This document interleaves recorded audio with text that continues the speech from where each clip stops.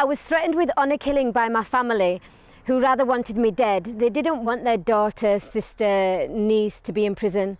I remember my brother parked outside my house with a knife in his hand wanting to kill me.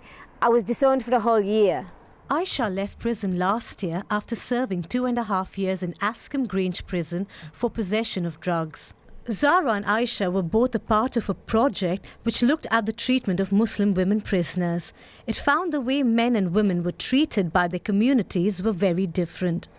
In the Muslim community, family honour is very important. That honour is carried by the woman, and as the study has found out, if the woman is sent to prison, it brings shame on the family, and that doesn't end even once the sentence has been served.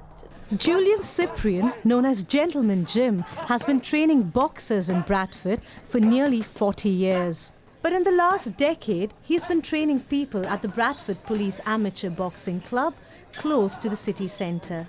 This is the 4th time I'm having to move. The landlord promised my wife I'd never have to move again. But business comes first. Over 2,000 people have been trained here, including Olympic legend Nicola Adams and one of the current crop of champion boxers, Mo Harris Akbar. Why did you snitch on him yesterday, you snitcher? I didn't. Yeah, you did. An illustration of bullying in the playground. Fortunately, this isn't real.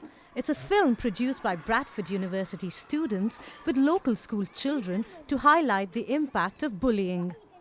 This was screened at the university to an audience which included Asad Khan's family. The 11-year-old was found hanging in his bedroom by his mother last September. I get quite emotional when I have to describe him. He's very lively, very chatty, because he's just a very, alhamdulillah, very intelligent boy. It's just unfortunate that he's not with us anymore. This is Gatka, an ancient martial art form developed by the Sikh gurus. It involves extensive training and practice. Your feet need to land at the same time. So go foot, there we go. Balraj Singh is a Gatka master who has been teaching this in Yorkshire for the last 15 years. He says it has a lot to offer to youngsters. Gatka, even though it's a martial arts and it's a weapon-based martial arts, it's about the defense of yourself and the defense of others. The technique starts with a simple 4-step movement called the Paintra. Every year this day comes, a girl feels like hiding away. In a dark corner, unknown, unseen, unheard. Writing poetry is a form of escapism for 23-year-old Nisha, who's one of hundreds of women and men in the UK who are forced by their families into marrying someone they barely know. Nisha is one of the lucky few who managed to escape, and now she's a successful fashion designer. I wasn't allowed to go anywhere or do anything I wanted to. It was all about pleasing my family and what everyone else wanted. And then I was on top every day, just beaten up continuously. These cyclists in Bradford are preparing for one of their toughest cycling challenges ever.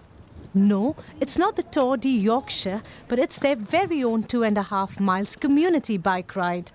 Around 200 cyclists are taking part in this challenge, and for many, this is their first experience on a bike, and so nerves are running high. A bit nervous, but we'll see how it goes on the day. I've not ridden a bike since over 20 years. It's widely acknowledged that when refugees come into the country, they struggle to find work, and that's why the Houghton Housing Association has come up with a new scheme to help them. More than 2,500 Syrians have been resettled in the UK. Out of these, nearly 200 now live in Bradford, and some of these are benefiting from the scheme. They help me with speaking and reading and writing and listening as well. I learn how to get a job, skills, experience, write the CV, how can I make interview. For years, Anna suffered in silence at the hands of her husband, who not only physically and mentally abused her, but also forced her into prostitution. He threatened me. He beat me all the time. And that's in the front of my daughter. And nobody was there to help you when he used to beat you up and stuff? No, there wasn't other people from his family. His brother-in-law, his brother, sister, but they not help me. Anna is one of hundreds of women who are being supported by the Rotherham-based charity Apna Haq. The group has been helping minority communities deal with abuse and sexual exploitation for the last 22 years. When I came to this city, I didn't have support from anyone. I didn't have counseling, I didn't have nothing. I have only Apna Haq, and thanks for God I found them. Celebrating the opening of what's thought to be the very first World War Memorial Museum inside a Yorkshire school. Over 16 million people sacrificed their lives in the World Wars, and no matter what nationality or religious background you're from, we were all linked some way to World War I. More than 100 years on, these artefacts are continuing to inspire a younger generation. Gagan Sabrawal, BBC Look North, Leeds.